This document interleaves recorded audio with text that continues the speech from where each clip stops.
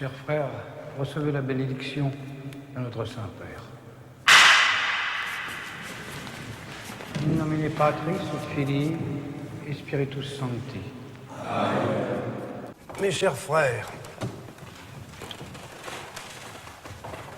depuis que, par la grâce de Dieu, le royaume d'Espagne a découvert et conquis les Indes de l'Ouest, que certains appellent déjà le Nouveau Monde,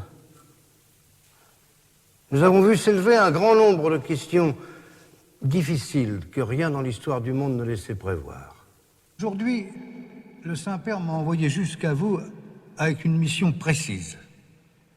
Décider si ces indigènes sont des êtres humains achevés et véritables, des créatures de Dieu, nos frères dans la descendance d'Adam, ou si, au contraire, comme on l'a soutenu, ils sont des êtres d'une catégorie distincte, voire même les sujets de l'empire du diable. À la fin de notre débat, la décision que je prendrai sera ipso facto confirmée par le Saint-Père et deviendra par conséquent irrévocable. J'espère que Dieu nous assistera et que par sa grâce nous saurons garder toute conscience et dignité. Frère Bartholomé, vous avez la parole. Éminence, notre Seigneur Jésus a dit « Je suis la vérité et la vie ». Je vais m'efforcer de dire la vérité sur ceux à qui nous sommes en train d'enlever la vie. Depuis la découverte et la conquête des Indes, les Espagnols n'ont pas cessé d'asservir, de torturer et de massacrer les Indiens. Que par la terrible soif de l'or. C'est tout ce qu'ils réclament, de l'or. De l'or, apportez-nous de l'or. Au point qu'en certains endroits, les habitants des terres nouvelles disaient « Mais qu'est-ce qu'ils font avec tout cet or? Ils doivent le manger. » Tout est soumis à l'or. Tout. Aussi, depuis le début, les malheureux Indiens sont-ils traités comme des animaux, privés de raison.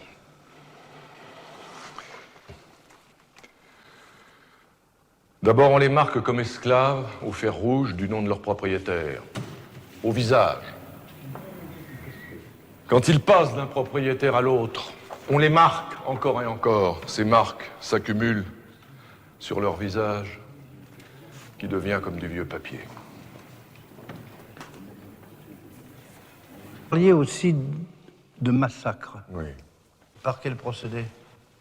Tout est bon pour honorer le Christ et les 12 apôtres. Oui, je vous dis la vérité. Le Seigneur a été honoré par toutes les horreurs humaines. Tout a été imaginé. Frère Bartholomé, vous nous parlez de la triste misère de la guerre qui est commune à tous les peuples. La guerre? Mais ici... Quelle guerre? Ces peuples ne nous faisaient pas la guerre. Ils venaient à nous tout souriants, le visage gai, curieux de nous connaître, chargés de fruits et de présents. Et nous leur avons apporté la mort. Au nom du Christ. Éminence, n'est-ce pas là un blasphème? La sainteté du lieu nous autorise à tout entendre. De toute manière, nous ne pouvons rien cacher à Dieu. Continuez. Tout ce que j'ai vu, je l'ai vu se faire au nom du Christ. J'ai vu à Cuba, dans un lieu qui s'appelle Caonao, une troupe d'Espagnols faire halte dans le lit d'un torrent desséché. Là, ils aiguisèrent leurs épées sur des pierres, puis ils s'avancèrent vers un village et dirent « Tiens, si on essayait le tranchant de nos armes ?» Un premier Espagnol tira son épée, les autres en firent autant, et ils se mirent à éventrer à l'aveuglette tous les habitants qui étaient assis bien tranquilles. Tous massacrés, le sang ruisselait de partout. Vous étiez présent? J'étais vu. On s'apprêtait à mettre à mort un de leurs chefs, un cacique, sans aucune raison, et à le brûler vif. Alors un moine s'approcha de l'homme pour lui parler un peu de notre foi. Il lui demanda s'il désirait aller au ciel où sont la gloire et le repos éternel, au lieu de souffrir en enfer. Le cacique lui dit « Est-ce que les chrétiens vont au ciel ?» « Oui, dit le moine. Certains d'entre eux y vont. Alors, dit le cacique, Je préfère aller en enfer pour ne pas me retrouver avec des hommes aussi cruels. J'ai vu des cruautés si grandes qu'on n'oserait pas les imaginer. Je vous ai laissé parler, j'ai remarqué votre émotion, votre véhémence. J'ai bien écouté. Mais je vous rappelle que ce n'est pas cette question-là qui nous préoccupe.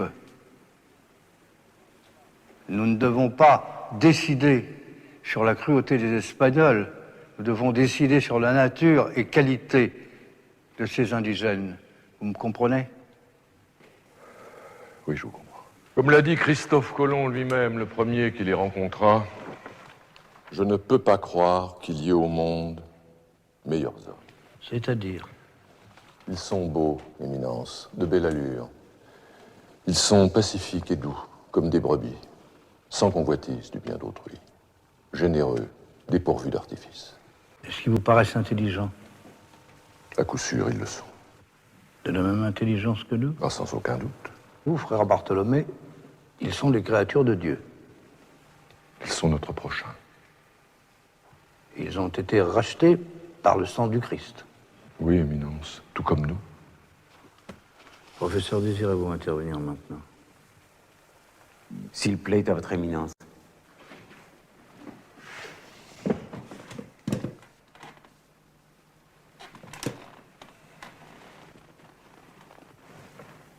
Frère Bartholomé,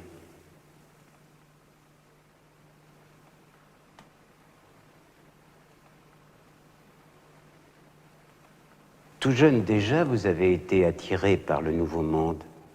J'y suis parti à 18 ans.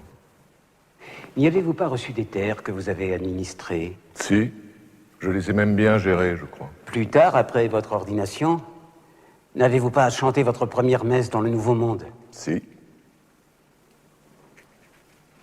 Devenu membre de l'Église, n'avez-vous pas tenté à plusieurs reprises de fonder une colonie, de réunir autour de vous des indigènes et des Espagnols, et de les faire travailler? J'ai essayé, à Cumana en particulier. Vous étiez partisan d'une conquête pacifique. Vous vouliez établir le pays de la vraie paix. Plus tard, au Guatemala. N'est-il pas vrai qu'un échec sanglant s'ensuivit? À Cumana, oui. Mes associés espagnols se sont révélés des loups enragés. Ne trouvez-vous pas étrange que la faute en revienne toujours aux Espagnols? Que voulez-vous dire? Étrange?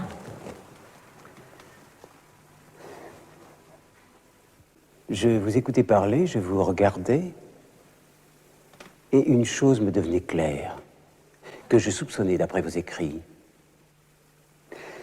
Depuis le début, ces peuplades vous ont fasciné, et pourrait-on dire séduit. Pourquoi, je ne sais pas, mais on voit bien que vous parlez avec excès. Je parle de ce que j'ai vu. L'excès dans les faits, il n'est pas dans mes paroles. Vont jusqu'à vous accuser d'avoir par moments perdu la tête. Si j'ai perdu la tête, Éminence, pourquoi m'avoir appelé ici? Qu'est-ce que je fais parmi vous, si je suis fou? Non, vous n'êtes pas fou.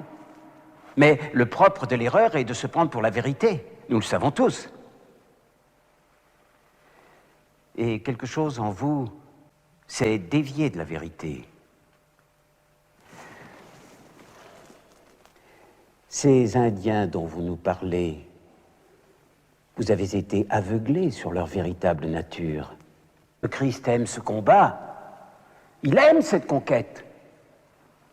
Sinon, croyez-vous qu'il aurait permis ce nouveau massacre des innocents? Et pourquoi l'a-t-il permis, à votre avis? D'abord, les Indiens méritent leur sort, parce que leurs péchés et leur idolâtrie sont une offense constante à Dieu. Les guerres que nous menons contre eux sont justes. Mais de quel péché parlez-vous? Qui est brouillé ici? Qui est aveugle? Oui. Dès que les derniers infidèles seront convertis, nous en sommes très convaincus. Notre victoire sur les morts fut une première preuve de la bonne grâce de Dieu. La facilité avec laquelle les nouvelles terres ont été conquises est un autre signe très clair. Et comment les Indiens pourraient-ils croire que nous agissons au nom de Dieu? Partout où nous allons, ils nous appellent Yarès. ce qui signifie démon. Pour eux, c'est nous qui venons de l'enfer et qui avons le diable pour maître. Vous le croyez?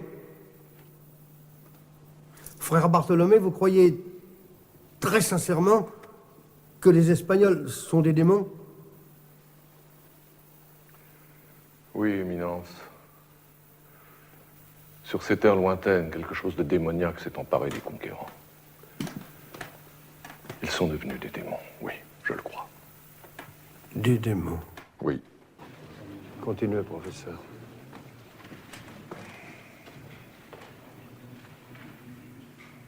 Tous les peuples de la terre sont donc destinés à être chrétiens, à être touchés par la parole du Christ.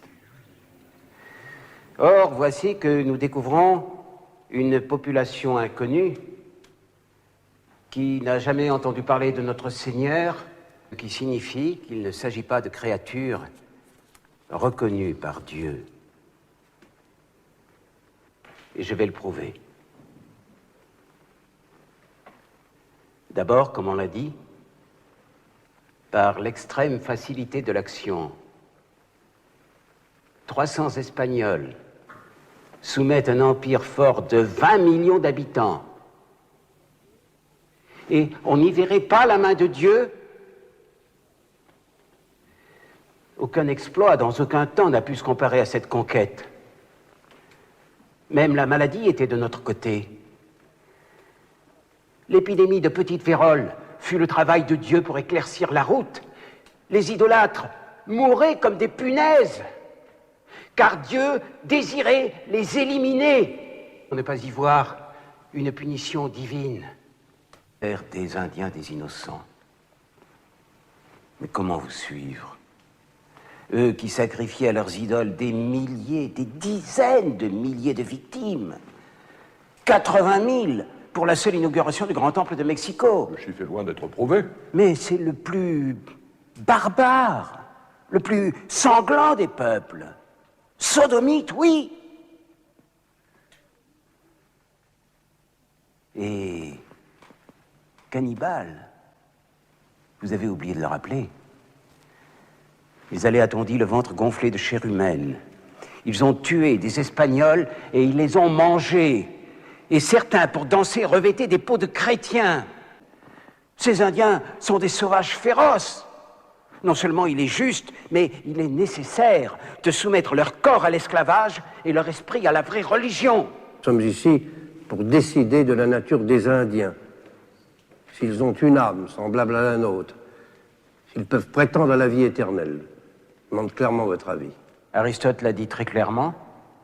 Certaines espèces humaines sont faites pour régir et dominer les autres. À votre avis, c'est ici le cas? Oui, Éminence. Ils sont esclaves par nature. Cette affirmation demande des preuves. Ils ignorent l'usage du métal, des armes à feu et de la roue. Ils portent leur fardeau sur le dos comme des bêtes pendant de longs parcours. Leur nourriture est détestable, semblable à celle des animaux. Ils se peignent grossièrement le corps et adorent des idoles affreuses.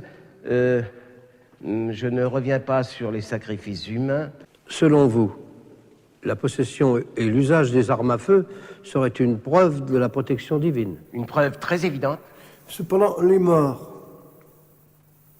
ils en possèdent des armes à feu. Ils s'en servent très bien contre nous. Ils les ont copiées sur les nôtres. Autre chose. Vous rapportez les sacrifices sanglants qu'ils font à leurs dieux. Oui, des dieux cruels, horribles. S'ils ne sont pas des êtres humains du même niveau que le nôtre, s'ils sont proches des animaux, peut-on leur reprocher ces sacrifices? Vous voyez ce que je veux dire? Je reconnais la subtilité de votre éminence. On ne peut leur reprocher des sacrifices humains que s'ils sont humains. Je dis, pour le moment, que leur ignorance et leur naïveté sont sans mesure. Et nous? N'étions-nous pas naïfs et ignorants? N'allions-nous pas chercher les sirènes et les amazones, des hommes avec la tête dans la poitrine, des pygmées se drapant dans les plis de leurs oreilles? Éminence, le monde est plein de rêves et de rumeurs. Ce continent nous était inconnu, il a grandi sans doute presque seul et depuis des milliers d'années. La rencontre a stupéfait tout le monde. Parce que rien n'était semblable. Même les animaux, même les arbres étaient d'espèces différentes. Ils n'avaient ni bœuf ni mouton. Pourquoi, dans deux mondes si divergents, les êtres à l'apparence humaine seraient-ils les seuls à être semblables? Éminence, tout indique que Dieu les a désignés à notre pouvoir. Ils n'ont aucune activité de l'âme, aucune idée de l'art. Je ne peux pas laisser dire ça. Aucune activité de l'âme. En ce moment même, à Mexico, les franciscains ont ouvert un collège, n'est-ce pas vrai? C'est vrai. Architecture, avant que nous détruisions toute leur ville. Cortés lui-même écrivait au roi d'Espagne qu'il n'avait jamais rien vu d'aussi beau sur ces terres.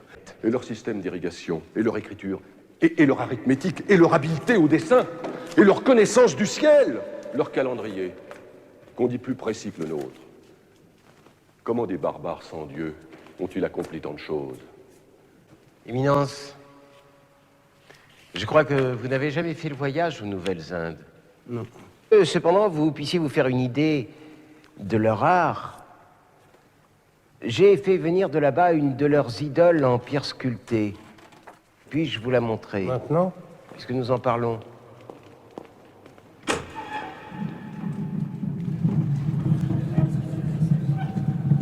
Arrêtez. Enlevez la bâche.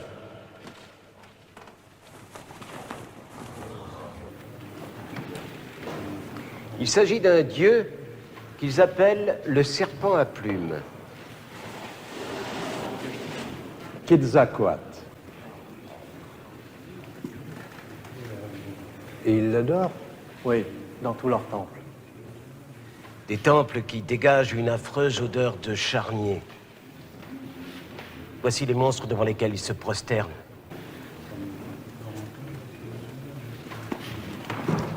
Comment comparer cette pierre au chef-d'œuvre des Italiens? Et ils tiennent ceci pour de la belle sculpture. Par exemple. Nous allons nous arrêter aux plumes, frère Bartholomé. Vous êtes très échauffé, vous avez besoin de quelques repos. Moi-même, il me faut réfléchir.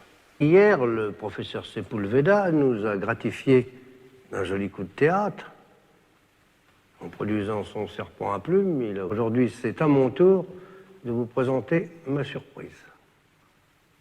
Je me suis longtemps demandé quel serait le meilleur moyen pour décider en conscience. Et j'ai finalement choisi de faire venir ici, en Espagne, quelques spécimens de cette espèce indienne qu'ils hantent maintenant.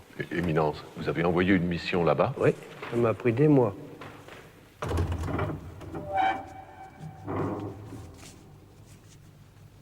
Apparemment, nous avons ici un homme seul qui est en Espagne d'ailleurs depuis quelque temps. Il s'agit d'une espèce d'acrobate, je crois. Et puis une famille, le père, la mère, un enfant. Emiliano, qui a appris leur langue, pourra nous servir d'interprète. Pour éviter de perdre du temps, j'ai demandé un rapport à des médecins sur leur constitution physique qui est en tout point semblable à la nôtre, à une différence près. Les hommes n'ont pas de barbe et presque pas de poils sur le corps. Est-ce que cela nous donne une indication? Je me le suis demandé, mais j'ai rien trouvé dans les Écritures qui disent qu'un homme créé par Dieu à son image doit nécessairement posséder une barbe. Demandez-leur qui ils sont. Si certains désirent les examiner de plus près, libre à eux. Il dit être le fils d'un employé au registre de l'empereur. Ses parents sont morts. Il travaille aujourd'hui pour les Espagnols à Mexico, comme maçon. Demandez-lui. Quish, Anquimotel Tokitia, Toteki Odios.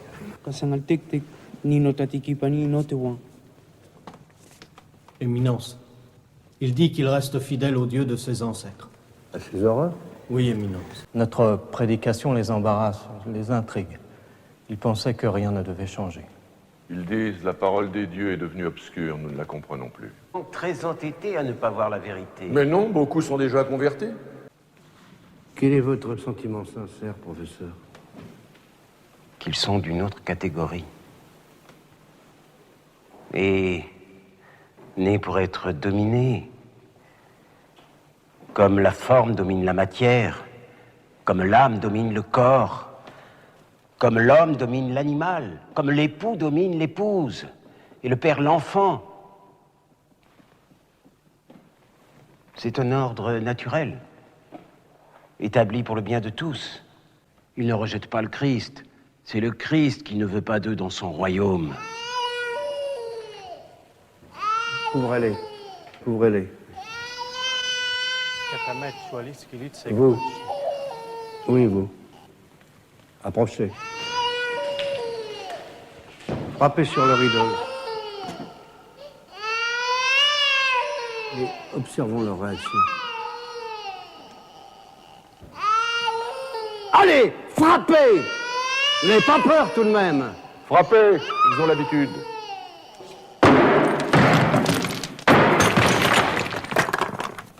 Vous avez vu?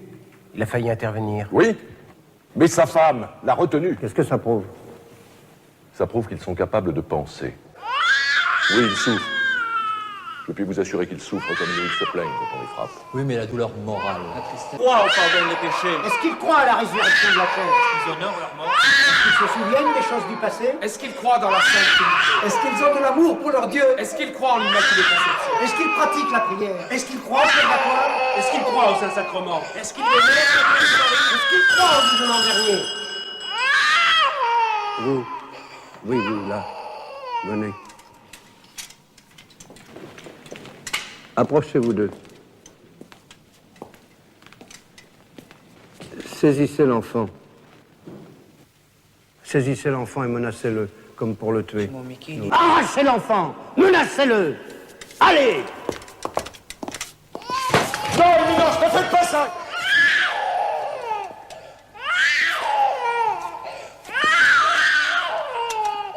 Saisissez l'enfant, je vous dis!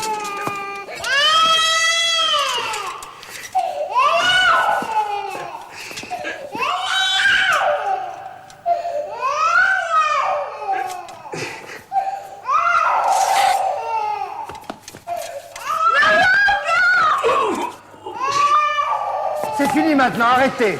Arrêtez. Remettez votre lame au fourreau. Cet examen, c'est un exercice cruel et inutile. Ils ont le même cœur que nous, vous le voyez bien. Les animaux aussi défendent leurs petits.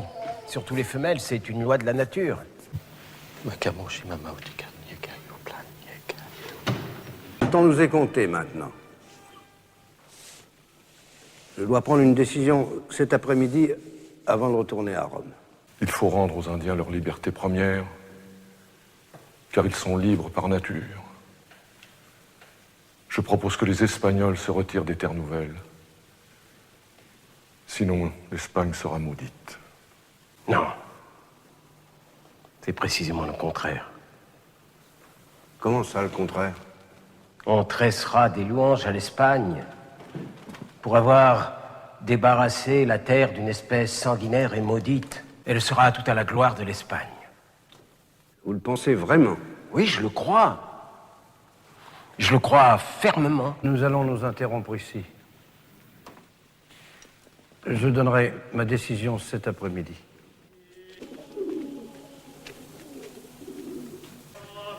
Éminence, une lettre du roi.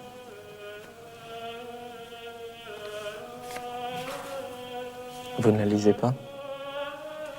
Je sais déjà ce que le roi veut me dire. D'autres me l'ont dit.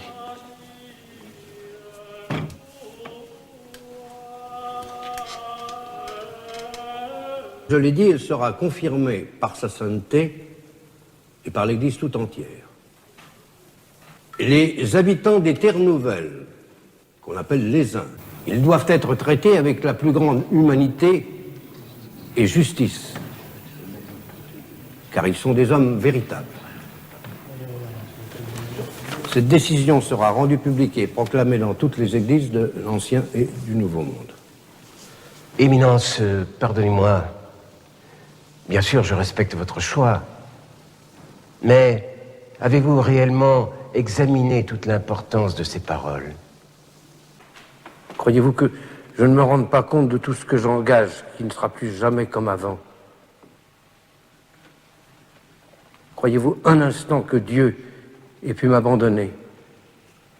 au moment de choisir parmi ses créatures. Non, Éminence. Au nom de sa sainteté, je vous remercie de votre aide. Rendons grâce à Dieu d'avoir été parmi nous jusqu'au dernier moment. In nomine Patris et Filii et Spiritus Sancti. Amen.